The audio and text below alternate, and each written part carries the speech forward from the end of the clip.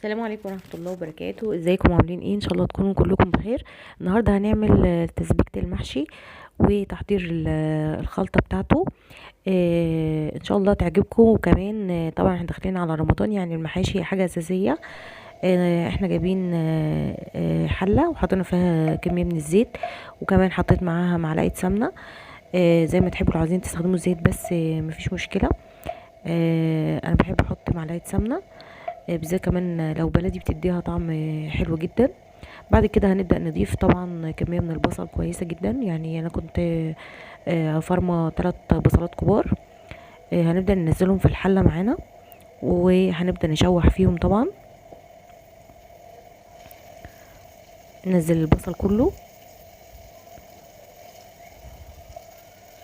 نبدأ كمان نقلبه لحد بقى ما ياخد معانا لون.